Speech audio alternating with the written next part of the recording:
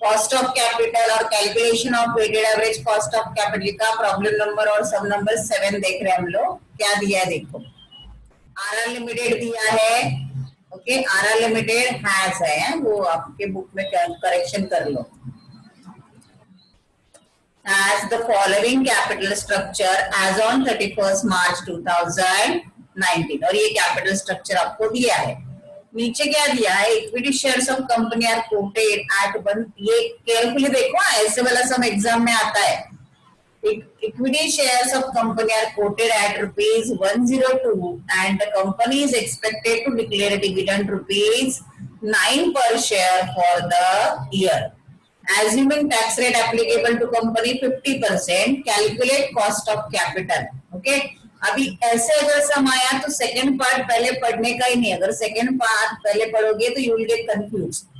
पहला पार्ट पढ़ो और पहला पार्ट हम लोग आज सॉल्व करने जा रहे हैं। ओके, क्या कैलकुलेट करने के लिए बोला है, cost of capital, weighted average cost of capital. तो हम लोग क्या करेंगे, सबसे पहले उसको अभी कैलकुलेट करेंगे। तो कॉस्ट ऑफ कैपिटल के लिए कितने कॉलम की जरूरत है, 5। ओके, तो यहाँ पे लिख देती हूँ मैं, पहले का आंसर है ना ये, आंसर फर्स्ट का आंसर ही है, राइट।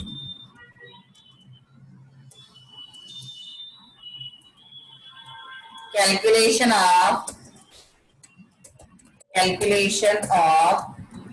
वेटेड एवरेज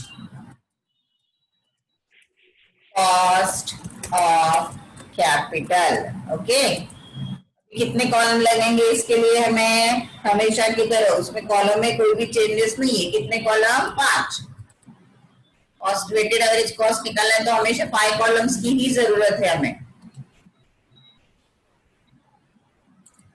पहला कॉलम कौन सा आएगा अपना, करेक्ट, सोर्स। दूसरा अमाउंट इन रुपीज। तीसरा प्रपोर्शन। चौथा after tax cost of capital in percentage, and last one weighted average cost of capital in percentage. okay, अभी हम लोग आगे जाते, कौन सा सोर्स है हमारे पास, प्रॉब्लम में देख के अभी बोलो। 10% debentures, right, as it is copy कर रही ऊपर का देख के। आपके पास क्वेश्चन है तो ये आएगा आपका 10% डिबेंचर्स। उसके बाद है 9% प्रेफरेंस शेयर्स, 9% प्रेफरेंस शेयर्स। उसके बाद है equity shares of 100 each. Equity shares bracket में लिखो 100 ईच, जैसे दिया है वैसे मैंने लिख के लिया। ओके, अभी अमाउंट भी कॉपी कर लेती हूँ। ओके, अमाउंट कितना दिया है,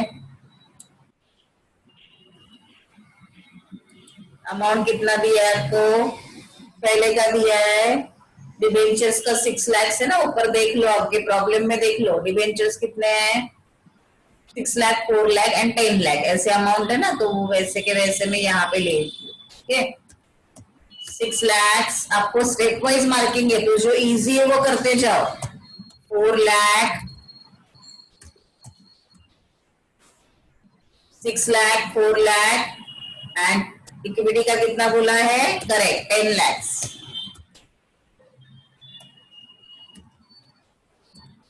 तो टोटल कितना आएगा, वेरी गुड, टोटल आएगा आपका 20 लाख। तो बाकी सम कुछ भी समझ में नहीं आया तो भी आपको प्रपोर्शन निकालना तो आ ही जाएगा। This is equal to 1। अभी ये करो कितना आएगा, 6 lakhs upon 20 lakhs, 6 lakhs upon 20 lakhs कितना आएगा, 0.30, correct. Then 4 lakh divided by 20 lakhs कितना आएगा, 0.20। 10 lakh डिवाइडेड बाय 20 lakhs तो कितना आएगा, 0.50। प्रपोर्शन निकाला ना हमने, राइट। अभी आपको after tax cost of capital निकालना है। डिबेंचर्स के बारे में क्या बोला है, डिबेंचर्स कितने परसेंट है, 10% है, और आपको टैक्स रेट कितना दिया है, देखो टैक्स का रेट दिया होगा, देखो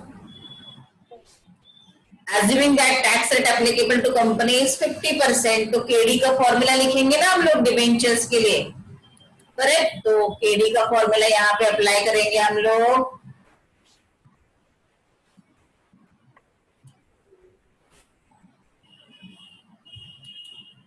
कॉस्ट ऑफ डिबेंचर्स के लिए केडी, केडी का फॉर्मूला क्या है,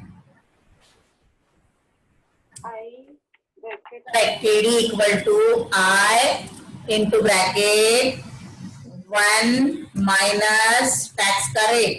ओके, सो अभी कैलकुलेट करो, ये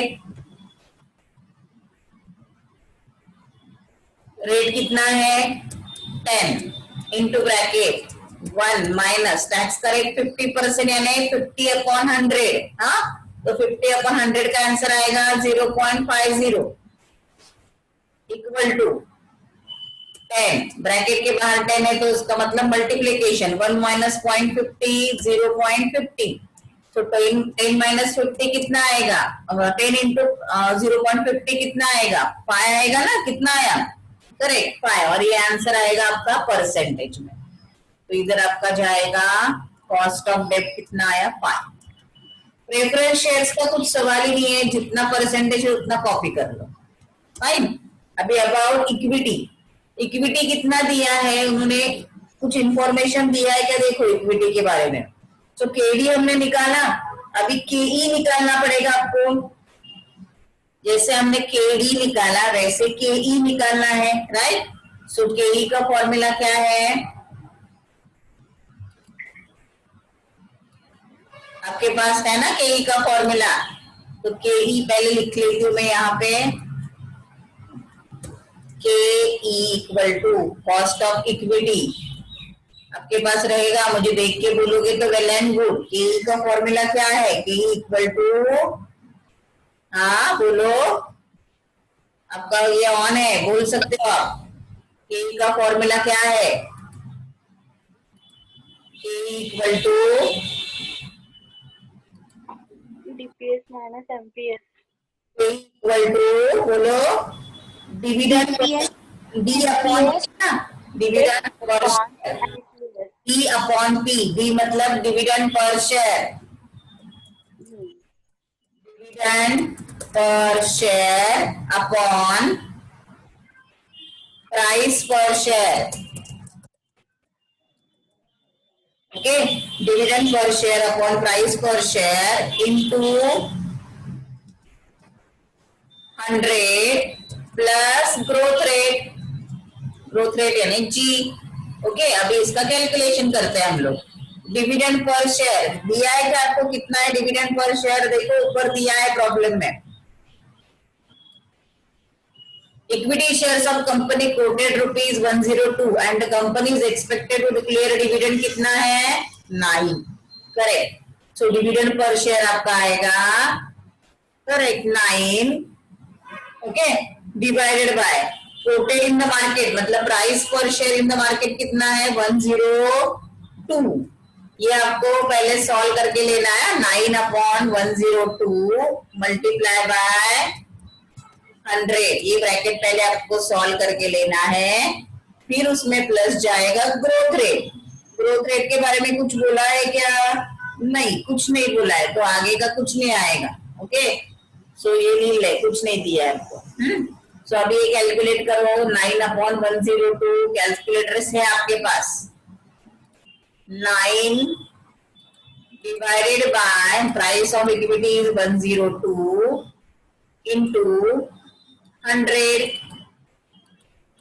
8.823, अगर राउंड अप करोगे तो 8.82%, 8.82%। ओके, सो यहाँ पे हम लोग लिख सकते हैं कॉस्ट में कितना आएगा, यहाँ पे ग्रोथ रेट कुछ नहीं दिया इसलिए हम लोग ने सीधा लिया 8.82% में आया, ये कुछ नहीं यानी 0.00 लिख सकते हो अगर सेम दिखाना है तो। अभी सिंपल है, क्या करोगे, just we have to make the multiplication, Now make the multiplication. 0.30 into 5. 1.5. 1.5 मतलब 50. Then 0.20 into 9. 1.80. Then 0.50 into 8.82 कितना आएगा? 4.41. Now make the total of these. 7.71 और ये परसेंटेज में आएगा. तो इसके नीचे लिख के देख सकते हैं हम लोग cost of weighted average cost of capital, weighted average cost of capital equal to 7.71%. Okay, ये हो गया आपका पहला पार्ट कंप्लीट. जब तक आप ये कंप्लीट नहीं करोगे सेकंड पार्ट देखने को जाने का ही नहीं आपको. हाँ, अभी सेकंड पार्ट क्या है देखो. Assuming that company can raise additional term loan of 12% for 10 lakhs. अभी एडिशनल लोन आया ना, तो इसका मतलब वेटेड एवरेज कॉस्ट आपका चेंज होगा. तो पहले तो आपको एज इट इज इतने कॉलम आपको बनाने हैं, राइट.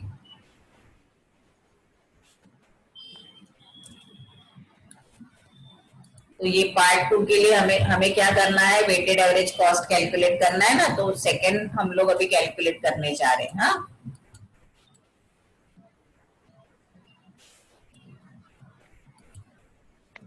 अभी इसमें देखो पार्ट 2 में नया एक एडिशनल आया, लेकिन बाकी टर्म लोन छोड़ के कुछ चेंजेस है क्या?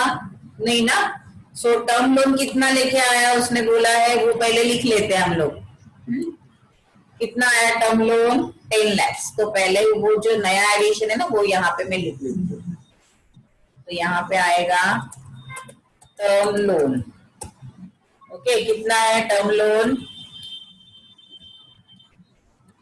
टर्म लोन उन्होंने बोला है कितना है, 10 lakhs का टर्म लोन लेके आएगा ना. एज्यूमिंग दैट कितना टर्म लोन लेके आ रहा है वो? 10 lakhs. ओके, 10 lakhs से yes, any doubt? ओके, सो टर्म लोन आया 10 lakhs और बाकी तो किसी में चेंज नहीं है, तो वो एज इट इज आएगा. यानी ये सब डिवेंचर्स और इक्विटी ये सब उसमें कुछ भी चेंज नहीं है, तो ये एज इट इज आएगा.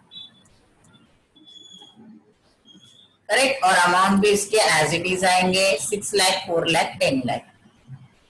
इसमें कुछ चेंजेस है ऐसे उन्होंने बोला तो नहीं है, तो यहाँ पे ये आएगा आपका सेम एज इट इज.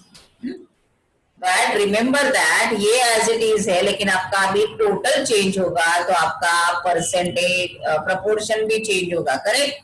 अभी इसका टोटल करो कितना आ रहा है.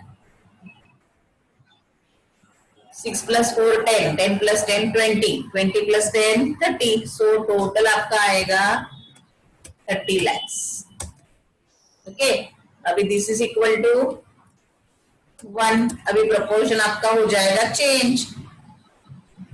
10 lakhs अपॉन 30 lakhs कितना आएगा? 10 lakh अपॉन 30 lakhs.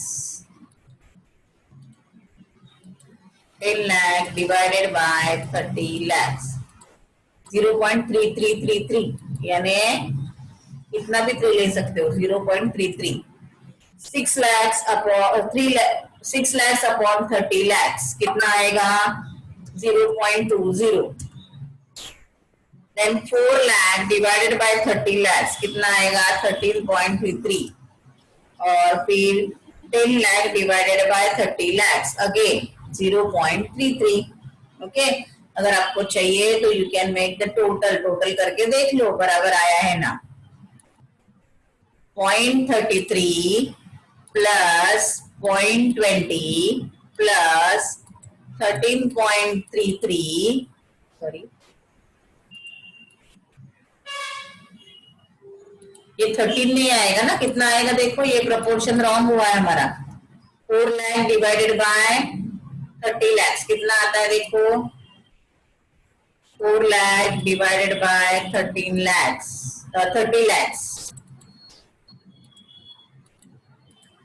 0.133 है ना. 0.133. Okay, now make the total, कितना आता है देखो 0.99 टोटल आ रहा है ना। सो राउंड अप करने के लिए आप किसी एक जगह पे एक बढ़ा सकते हो या एज इट इज रखोगे तो भी चलेगा। 0.01 का डिफरेंस चलता है। देखो कितना आया अभी 0.33 प्लस 0.20 प्लस 0.13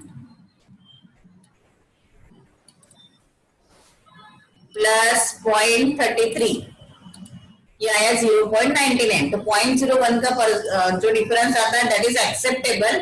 अगर आपको एग्जैक्ट दिखाना है तो कहीं यहाँ पे 13 की जगह 14 करोगे तो भी चलेगा। ओके, अभी after tax cost of capital, term loan का हमें कैलकुलेट करना पड़ेगा।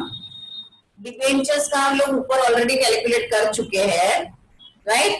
प्रेफरेंस शेयर्स का भी ऊपर हमने दिया हुआ है 9, वो एज इट इज आएगा।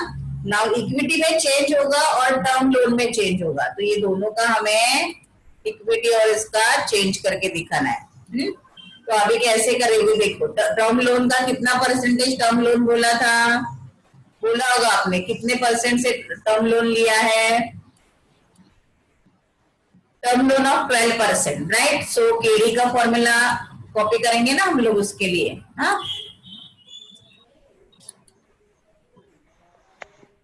यहाँ पे मैं लिख देती हूँ cost of term loan, cost of term loan. हाँ, डिबेंचर्स का हमने ऊपर किया था वही कॉपी किया। अभी cost of term, rate of interest कितना है 12 इंटू ब्रैकेट 1 माइनस कितना परसेंट टैक्स है, टैक्स रेट कितना है अपना बोलो, दिया हुआ है ना टैक्स रेट कितना है 50% है ना, यानी 0.50। तो ये कितना आएगा 6%। तो यहाँ पे हम लोग लिखेंगे 6, राइट। तो ये आया आपका 6%, 5%, 9%। अभी इक्विटी के बारे में कुछ चेंजेस है क्या पहले देख लेने का, एज इट इज कॉपी नहीं करने का।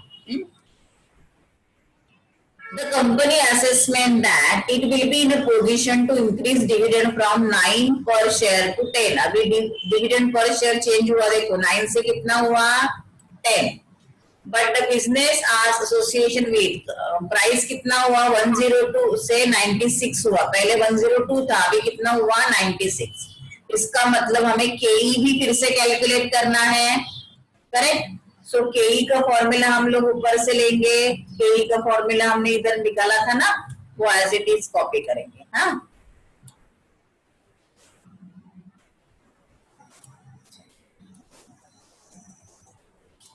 केई का फॉर्मूला यहाँ पे लिख लेती हूँ मैं, केई।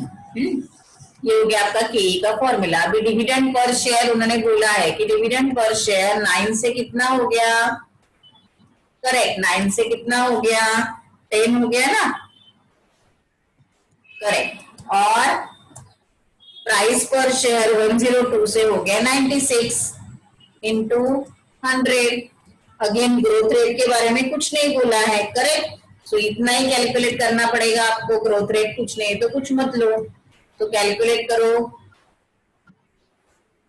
10 divided by 96 into 100, this will be 10.4166, मतलब 10.42%, 10.42%। ओके, तो ये कॉस्ट ऑफ इक्विटी आया आपका 10.42।